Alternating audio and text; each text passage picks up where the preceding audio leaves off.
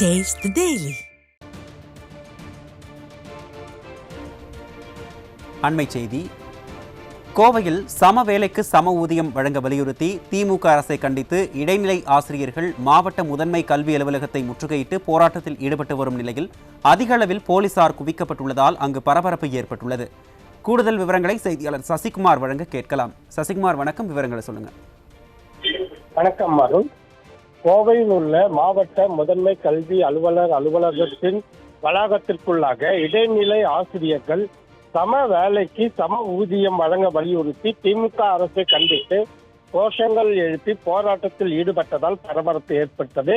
மேலும் இடைநிலை ஆசிரியர்களின் போராட்டத்தை அடுத்து சவுகால் பகுதியில் முழுவதுமாக அதிக அளவில் போலீசார் குவிக்கப்பட்டதால் மேலும் பரபரப்பு அதிகரித்து அந்த சாலையில் போக்குவரத்தும் சிறிது நேரம் பாதிக்கப்பட்டது என்பது குறிப்பிடத்தக்கது.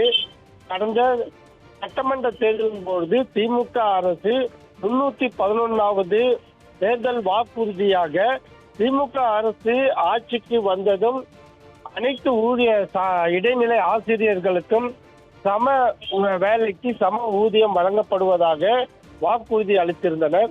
அதன் பிறகு வாக்குறுதி காற்றில் பறக்கவிடப்பட்டு இன்று கிட்டத்தட்ட 5 ஆண்டுகள் நிறைவு செய்யப்படும் நிலையில் இதுவரை இடைநிலை ஆசிரியர்களின் நியாயமான கோரிக்கைகளும் நிறைவேற்றப்படவில்லை. அதே நேரத்தில் திமுக அரசு தேர்தல் நேரத்தில் கவர்ச்சிகரமான அறிவிக்கப்பட்ட பல்வேறு திட்டங்கள் நடைமுறைக்கு வராத சூழ்நிலையில் குறிப்பாக ஆசிரியர்களின் 311வது தேர்தல் வாக்குறுதியை இதுவரை நிறைவேற்றப்படாததால் உடனடியாக அந்த திட்டத்தை நிறைவேற்றும் வரை போராட்டத்தில் ஈடுபடுவதாக ஆசிரியர்கள் தெரிவித்துள்ளனர். மேலும் இதில் மாணவர்களின் படிப்பு பெரிய அளவில் பாதிக்கப்படக்கூடிய சூழல் ஏற்பட்டுள்ளதாகவே அருள் பார்க்கப்படுகிறது. ஏனென்றால் 4.5 ஆண்டு காலமாக இடைநிலை ஆசிரியர்கள் பணி புறக்கணிப்பு செய்யாமல் விடுமுறை நாட்களில் மட்டுமே போராட்டத்தில் ஈடுபட்டு வந்திருந்த நிலையில் தற்பொழுது பணி புறக்கணிப்பு செய்து போராட்டத்தில் ஈடுபட்டு வருகிறார்கள். இந்த போராட்டம் தொடர் போராட்டமாக இருக்கும் என்றும் தெரிவித்துள்ளார்கள். இதனால் தற்பொழுது அரையாண்டு தேர்வுகள் நிறைவடைந்து பள்ளி திறந்த நிலையில் அடுத்த கட்ட நகர்வுகளுக்கு மாணவர்களின் கல்வியானது பாழாகக்கூடிய சூழ்நிலை ஏற்பட்டுள்ளது என்பது குறிப்பிடத்தக்கது. அருண், விவரங்களை வழங்கியமைக்கு நன்றி சசிகுமார். தேர்தல் வாக்குறுதி 311 ஆட்சிக்கு வந்தவுடன் எங்களுடைய இந்த ஊதிய முரண்பாட்டை கலைந்து சரி செய்து தருவதாக வாக்குறுதி அளித்தார்.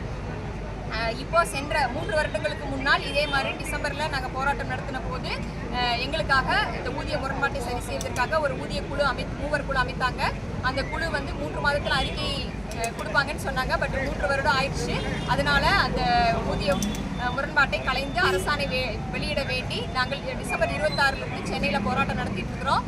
அதற்கு மாணவர்களுடைய நலனை கருதி நாங்கள் விடுமுறையில் தான் போராட்டம் செய்தோம். பட் இன்று வேறு வழி இல்லாமல் இன்னும் எங்களுக்கான நியாயம் கிடைக்காததால இன்னைக்கு பள்ளியை புறக்கணித்து அனைத்து மாவட்ட முதன்மை கல்வி அலுவலகங்களிலும் நாங்கள் போராட்டம் நடைபெற்றுக் கொண்டிருக்கிறோம். காத்திருப்பு போராட்டம் அரசாணை பெறும் வரை நாங்கள் காத்திருப்பு போராட்டம் செய்வோம்.